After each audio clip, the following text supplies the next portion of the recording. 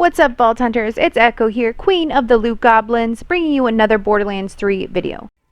In today's video, we'll be talking about Amara's new comm, Stone, and the build that I have focused around it. I call this build Stonewall Amara. This comm can be found in the new DLC, Guns, Love, and Tentacles. This build is primarily based on cast or slam, but it can be switched out with grasp if you so choose. Now let's roll this intro and get right into the video. Come and get it.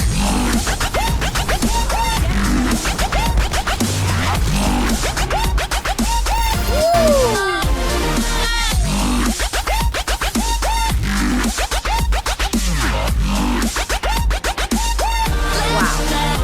We hit our number. What?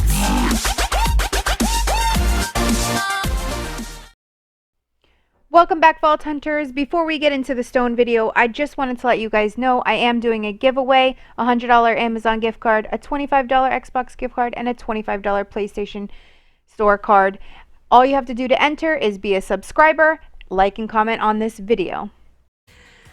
Alright, we're going to try this true takedown with the Stone comm. So basically, I'll just tell you guys a little bit about it. So the Stone comm is all about defense, right? Whenever Amara's damage, she gains 10% chance to gain a stack of rush. That's number one, so we're gaining rush stacks. And then for every stack of rush, Amara gains 3% damage reduction, max rush stacks plus 5. So that's going to cap out at 15, just like the Phase Zerker. Now, this comm to me basically states that instead of speccing into damage reduction, we can save those skills that we're putting points into and put them in damage points, because we're going to use our gear for our damage reduction stuff.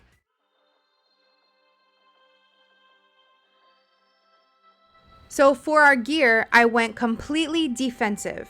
It's going to be based around the stone. So as I went over earlier, you gain damage reduction with the stone. This stone is amazing. I got it. It was one of my first DLC drops. I got a +5 in do harm with weapon damage, Jacob's weapon accuracy, and Jacob's weapon critical damage. This works great for the clairvoyance or any other Jacob's weapon that you'd like to use. And the +5 in do harm doesn't hurt also. As far as our shields, I went with a bullet buffet stopgap with double absorb. The reason that I chose a stopgap is because on shield break, you become immune to any damage taken for 5 seconds. Now that's great for defense. Also, this one has the double absorb, so we are going to be absorbing bullets as ammo. Now moving on to our nade, I chose the Power Siphon Transfusion Longbow. I thought maybe we'd need some defense for our nade. It turns out we really didn't need it at all. You can go with the P nade to debuff enemies, or use any nade that you'd like. The only thing that I would suggest is having that bonus elemental damage for your anointment. The same thing with your shield. Make sure you have that bonus elemental damage on your shield and nade for that action skill and bonuses. Now for our artifact, I went ahead and I went with another DLC item. It's the Lunacy. Now this increases your shield capacity for 100%. So our shield is doing a little over 20,000 right now. With this artifact, we are going to be having a shield capacity of over 40k.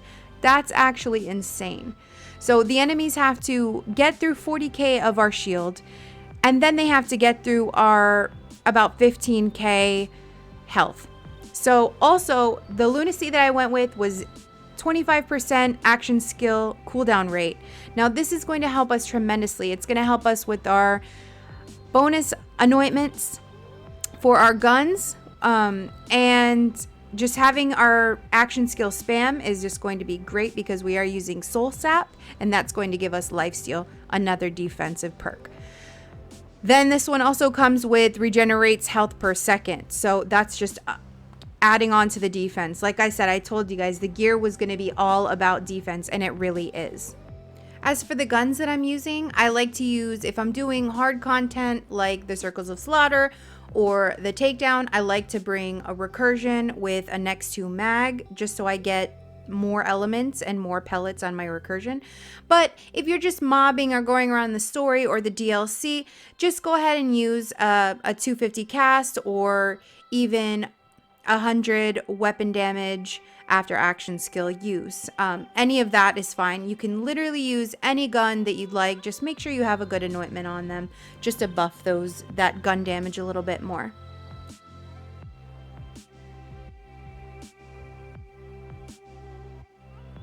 Feel free to pause the video now to copy down the skill trees.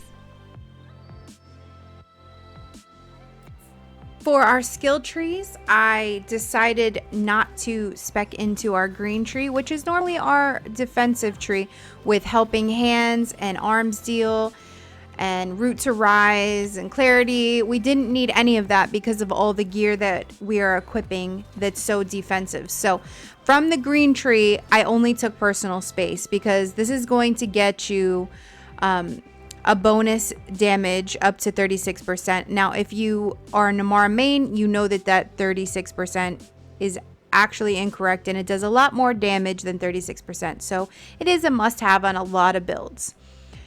Moving on, we went into our red tree and we went all the way down to the capstone. So we ended up putting 5 points into Anima. That's going to give us status effect damage. We went in and put into 5 points into Tempest, which is going to give us an increased elemental damage and shock damage. We put 3 points into Steady Hands. This is just going to get us down the tree.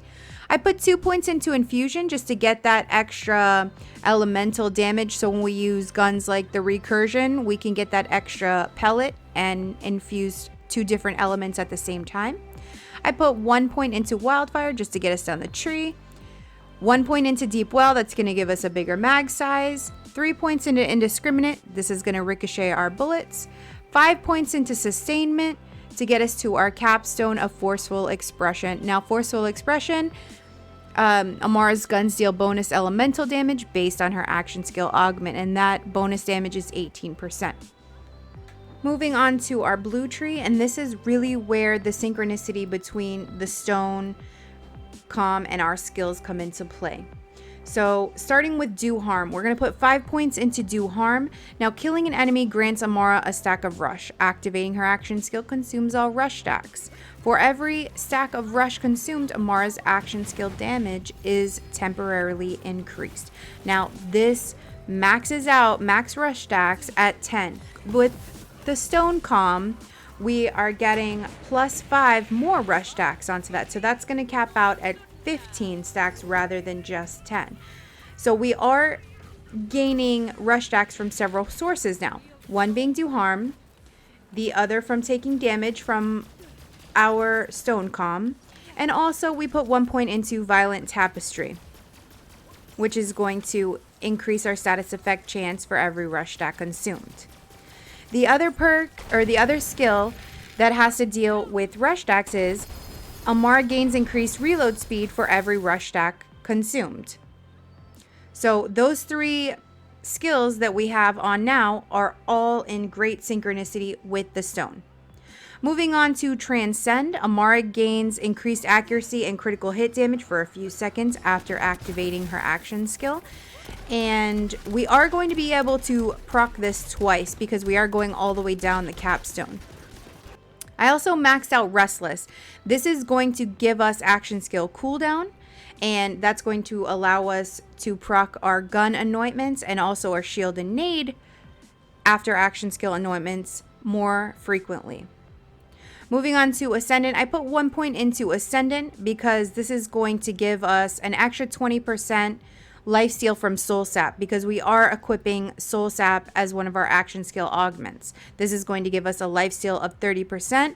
Together with Ascendant, this is going to give us a total of 50% lifesteal. This is great for defense, great for the Stone Calm. Moving on to Laid Bare, I maxed out Laid Bare. This is where enemies take increased damage from all sources for a few seconds after being damaged by Amara's action skill. We maxed out Wrath. This is going to give us an increase of 40% gun damage, 20% after action skill use, and 20% before. So a total of 40 after action skill use. Next, I always put 1 point into Remnant just for the simple fact of the projectile. I'm not too worried about the projectile damage, the base damage. I'm more worried about the overkill damage. Not having this is leaving a lot of overkill damage unused. When you have overkill damage, it can get into the millions with buffing up do harm and stuff like that.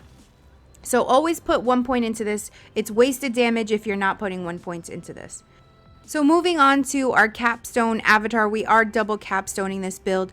This particular capstone avatar is Amara's action skill can be activated while it's cooling down. So you can use it twice. And that's also allowing us to use Transcend twice. Normally we would have a critical hit damage increase of 27%, but since we went down to the capstone of avatar, we can use it twice, proccing Transcend twice, giving us an extra critical hit damage of 54% instead of 27. Also, it additionally increases Amara's max rush stacks, and these bonus rush stacks are increased by 10. So normally our rush stacks, as you can see from Do Harm, cap out at 10. With the Stone Calm, giving us +5 is 15. And our Capstone Avatar giving us 25 max rush stacks. That's crazy. Additionally, if Amara's action skill kills an enemy, it refunds half of her rush stacks. And with the buff of Do Harm, it generally does start killing enemies. All right, guys, that's going to do it for our skill tree. If you have any other questions about our skill trees or anything else in this build, go ahead and comment below. I try to answer all of my comments as best I can. Let's see this build in action.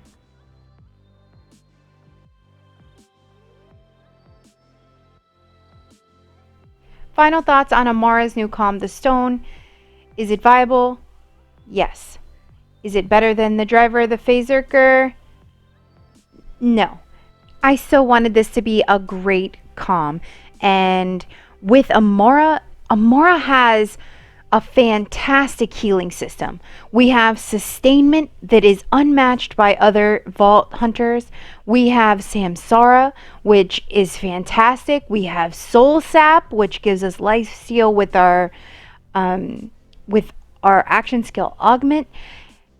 The damage reduction is just not noticeable with her. I feel like that calm, maybe that idea of the calm, the damage reduction, should have gone to a more squishy Vault Hunter like Mose or Flak.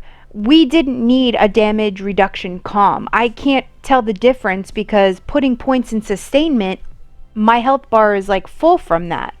I also tried this calm without sustainment, and I went into Samsara, and on true takedown mode, it just was not viable. I found myself needing sustainment. So if I need sustainment, I don't need this damage reduction. I do love the idea behind the rush stacks as well. I love using rush stacks. They're great skills to use, very, very viable. I thought with this calm I could do something different, but again, I wasn't seeing the results that I wanted to see. Now, I absolutely had no problems doing this takedown on true takedown mode. None whatsoever. I didn't die. I went down a couple times but got right back up. That wasn't an issue at all. So yes, you can use this on true takedown mode. Yes, it works. However, it was just taking me too long to kill Wotan and the Kraken and the Valkyries, opposed to the driver and the Phaserker. So now I'm going to leave you guys with my kill with the stone, true takedown mode on Wotan. It's been a pleasure making this video for you guys. I really hope you use the stone. Let me know if you have and what your thoughts are in the comments below. And as always, guys, happy looting.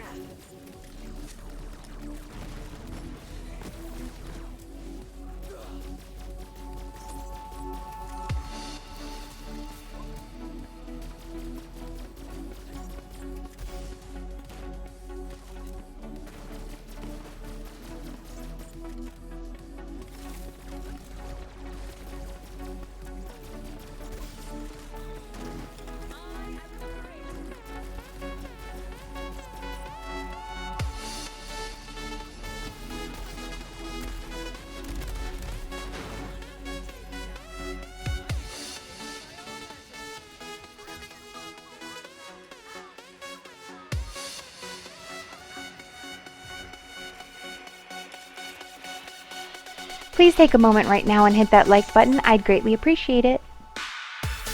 If you want to catch these videos live, you can find me at twitch.tv/jadedecho_ or subscribe to my YouTube channel and be up to date with each video.